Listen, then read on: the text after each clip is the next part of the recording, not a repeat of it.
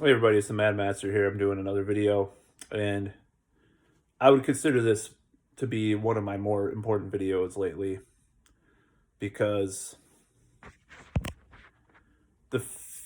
fact of the matter is that a lot of people are pushing this virtual communication nowadays. I'm looking over here because I have some notes that I prepared for this video. Very impromptu video, but I Googled some stuff because I've done some research on this over the years, and I think it's very important to talk about, especially with what's going on.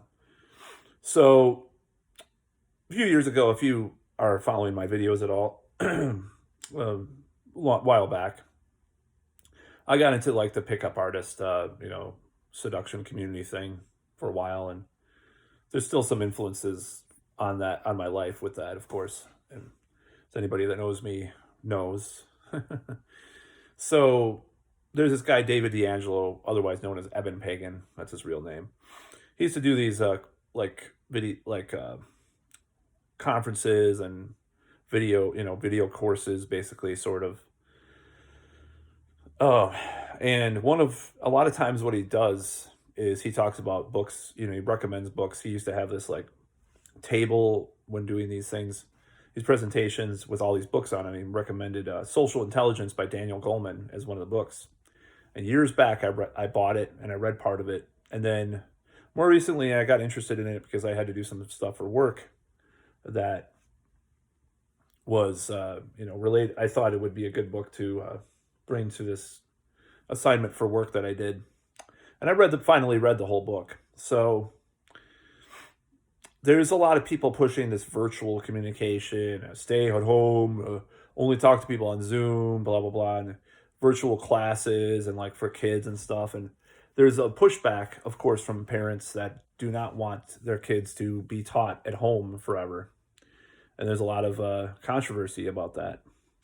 And by the way, I want to note that I did read somewhere that Andrew Cuomo actually signed on to something about bringing kids back to school or something like that, which was surprising. But at the same time, there are people that are, in this crisis that know the actual stats about children. And, he basically signed on to this thing. I'd have to read more about it, but I think he did sign on to this thing that said, bring back in-person classes. Maybe that's certain organizations pushing him, with the money, they're fund his campaign. I don't know. I don't know if it's a corrupt thing or not, or if just his actual justified opinion. I can't say, because Cuomo's a controversial figure in the virus crisis, honestly, and rightfully so. But it did surprise me in a pleasant way that he was signing on for that.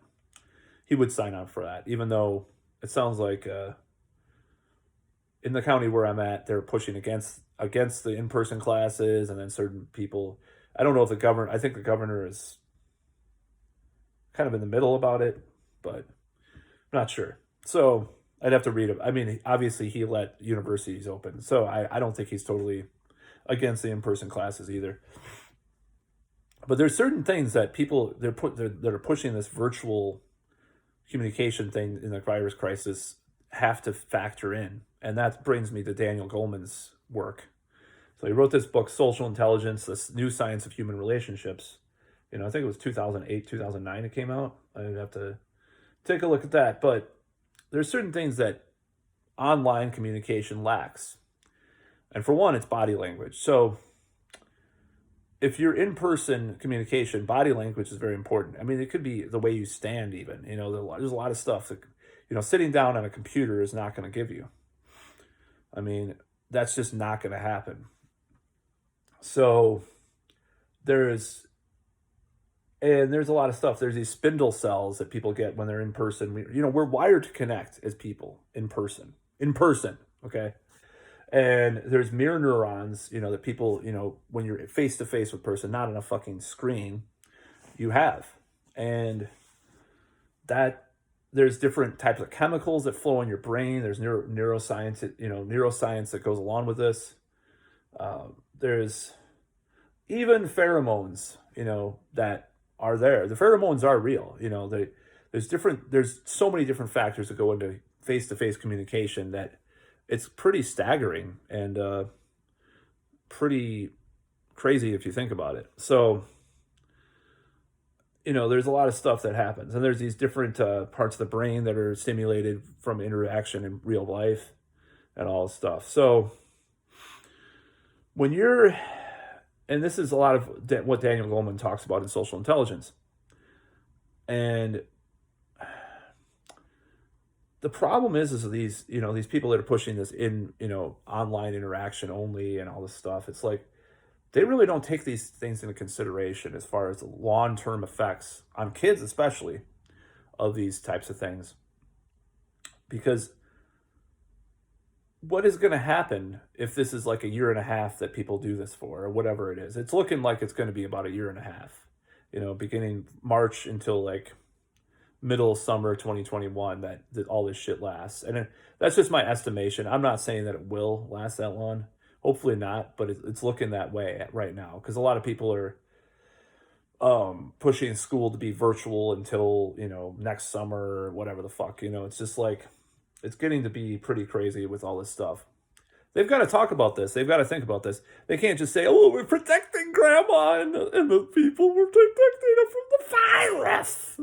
It's fucking. It's very simplistic and myopic to think that this is some type of simplistic thing that they're doing. Like, "Oh, we'll just talk on Zoom. I video chat for a better 2021." The long run, it's not going to be very good. People are going to be more fearful, and there's going to be a lot of very adverse effects. There might be even juvenile delinquency might go up. Who knows? We don't know. This is a big fucking massive social experiment. That's why people think it's a psyop, obviously, and with good reason. So not only the effect on kids, but just people in general. I think human-to-human interaction is important for all these factors that I talked about. There's subconscious things that happen in interactions that are in real life, whereas you're sitting down, maybe standing up on Zoom. I don't think most people stand up during these conversations on Zoom, honestly. So you have all these things. There could be subconscious things that happen that only happen in human interaction that we don't even know about. Who knows? There's different energy, electrical, neurological energy fields and shit. Who knows? There could be a lot of different stuff. I think there's some stuff with Daniel Goldman that kind of goes, and it doesn't go in that territory, but it goes pretty near it. So, and this is like years of studies, of interviews with social scientists and neuroscientists that go into a lot of this research about social and emotional intelligence as well, because he wrote a book about emotional intelligence. And this is a problem. That's the problem that's going on right now that I think people aren't talking about enough, because they're almost like glamorizing talking on Zoom, like, we're going to have a Zoom Christmas. Yay! Oh my God, it's going to be so great. Oh, I've never used Zoom, and I fucking never will. I'll tell you why. Because that brand has been so pounded in our heads the last fucking 10 months, 9 months, that I'm just going to shit on that company. I'll use Skype before I use Zoom, of course. I don't know. I'm sure Skype will revamp their shit to be more like Zoom. I mean, I don't know the advantages of Zoom versus Skype. I'm sure Skype is better, and they're both big corporate entities and stuff. So interacting with people, tactile. People like to be. I think people need to be touched in real life too, and he talks about some of that too. You can't. It's just like human touch is very important. There's all sorts of factors. Like there's probably 1,000 different things you could list if you really want to think about all this stuff that we're missing from these virtual classes and conversations and all this stuff that people need to talk about. They need to talk about the long-term effects of this, the long-term detrimental effects of this. Like my boss said, well, yeah, it's in the future, yeah, there might be some changes. You'll be able, if there's a storm or something, you'll be able to work from home. It's like he's trying to make a positive spin on this whole thing, like a little bit. I'm like, no, yeah. And I don't really I only talk to one person at my job about what I think about this stuff. And ironically, so ironic, that only a year ago, it was funny because only about a year ago, it was only a year ago I was like kind of trying to stay away from political conversations from this person because they're a diehard Trump person. Now I'm talking about this stuff. I'm like bashing the people that are pushing a lot of this stuff. I'm just like, dude, I'm a liberal, but I can't really stand this stuff that's going on. Even if I accepted some of it, we got to talk about these things. We got to talk about the effect of virtual interactions versus real interactions. And I'm actually going to look up some Daniel Goleman responses to this, and I wouldn't be surprised if he's saying we have to talk about this stuff because he's made his career on this type of research, and this research is very relevant to today, you know, and it's something that we need to talk about with regards to how it's going to affect children, how it's going to affect people in general. What are people going to be like post the virus? I don't know. You know, I hope they're not assholes. I hope I'm able to go out and flirt with women again.